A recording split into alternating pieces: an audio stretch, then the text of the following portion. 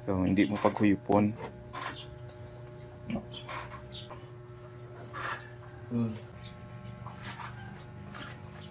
Pagwa sa fluid, gasunod na sa dayon ng idik. Ang idik, Masunod din na siyang idik kay balang nga fluid, amo na siyang padalong yung pagwa. pagwa.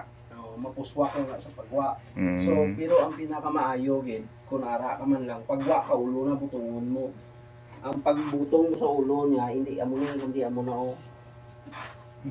Parang nami, hindi na mamirsa ang nayon mo, hindi sa ma-stress. Kag pagkatapos, una mo nga kwaon gid ang iyangan ng puti sa ilong niya. Yung puti sa ilong niya, kwaon mo ginadayon para nga ang air o ang hangin mo ginawa niya. Kag ang sunod mo ang sa baba. Kuton mo siya limpyuhan para nga wala sa may magbara sa iya nga puwak.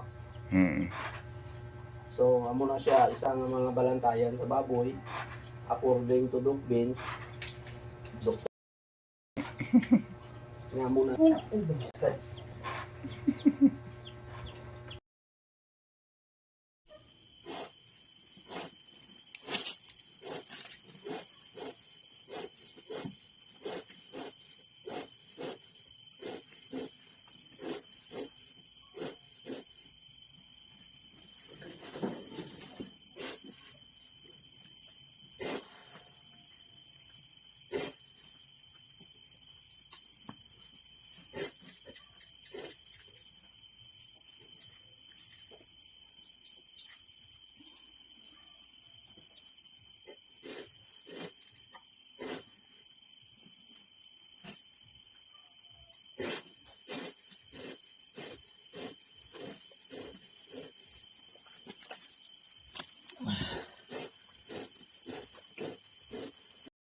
Ang mga gamit para sa panganganak ng inahin guys nasa description box.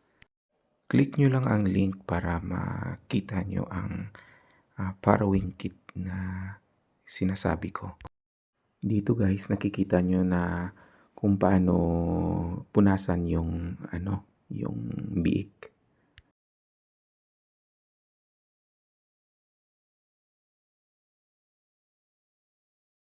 Dito guys makikita nyo kung paano niya hinahawakan yung biik.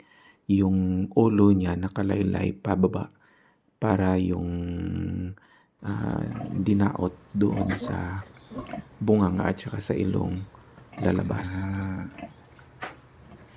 Nga ginapitay mo na. Anong purpose na? Purpose ni para nga makuha kag makuha ng iyang mga batik-batik balangan ng mga kinaon nila o kung ang danlap. Sabay ilan ang danlap danay. Importante niya tuwad siya Kay para nga magdagdag. Madagdag to kung ano ang ara. So kung hindi sa ginawa gamiton mo ni pasuyupan mo na sa ilong. Ang baba niya kagang ilong. Kung wala sang ara, wala sa sulod. Wala sa dinaot. Wala sa dinaot o kuanti. Limpyuhan amo ni pagkaputa. Kasi kung magkapot ka mo nga alang-alang na mabali pero ka baboy mo. Muna sa akong okay na, plaster mo siya. Okay, ganyan nga sa.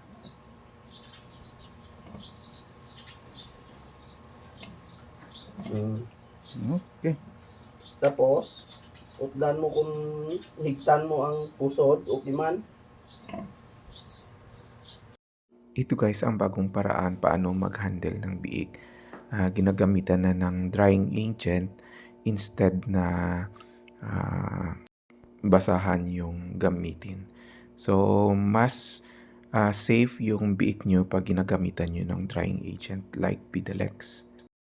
Ang Bidalex merong antibacterial properties na nakatutulong sa pagpuksa ng mga bakterya sa paligid. So, ang mga bakterya hindi makapasok sa katawan ng biik.